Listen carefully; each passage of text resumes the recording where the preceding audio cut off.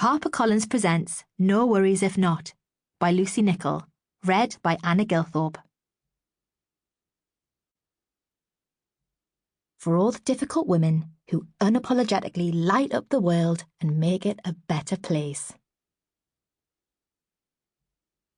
Prologue, 17th of January 2011.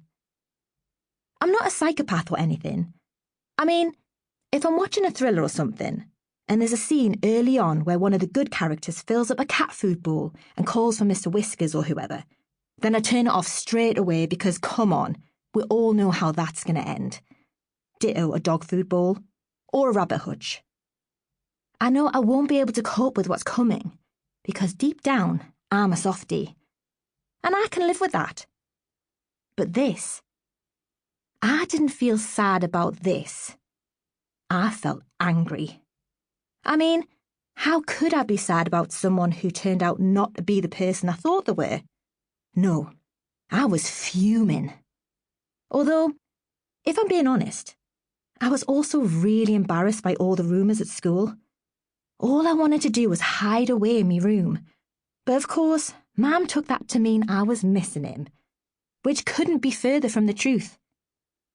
She always thought the sun shone out of Liam's arse. Our family had known his family for years, and, to be fair, he'd always been a decent boyfriend. Up until the point we had sex. When I told her Liam had dumped me, she didn't look shocked. I mean, why bother asking when he was coming for his tea, when she clearly already knew we'd broken up? Liam's auntie must have told her. They went to Zumba together every Tuesday, and they were right gobshites when they got together, always gossiping. But of course, she wouldn't have heard the full story about the rumours he'd been spreading. He probably told his mum, who probably told his auntie, who probably told my mum that it was some kind of tragic and devastating breakup. Anyway, I put Mum straight. I told her I didn't want him back and that we only broke up because it turns out he was a knob. I wasn't about to go into detail about what he'd been saying about me, because that would have confirmed that we'd slept together. And on top of everything else, I wasn't prepared for the Spanish Inquisition. Mum said me language wasn't very ladylike.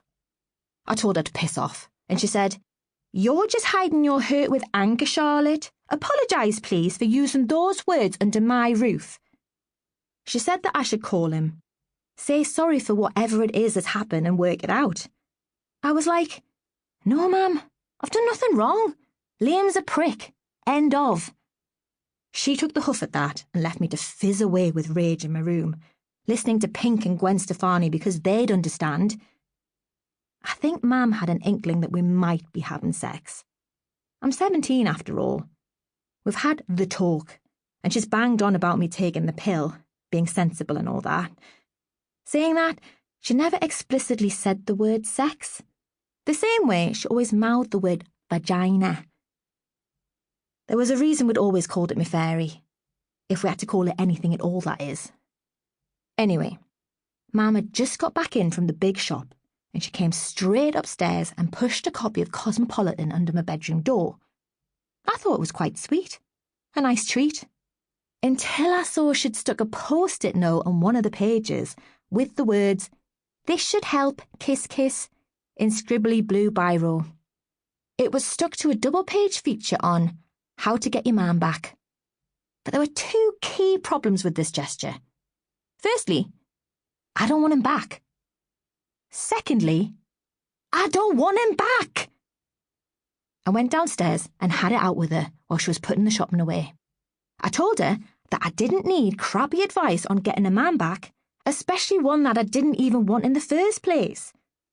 She stood by the open fridge, pointing at me with a piece of broccoli, still convinced that I wanted him back.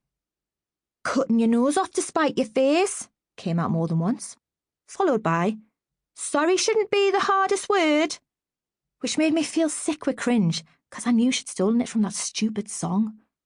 There wasn't even a hint of irony either. Anyway, I said to her, again, because it didn't seem to be sinking in, that I had nothing whatsoever to apologise for. I'd done nothing wrong. And she said it doesn't matter. Sometimes we just need to keep the Sample complete. Ready to continue?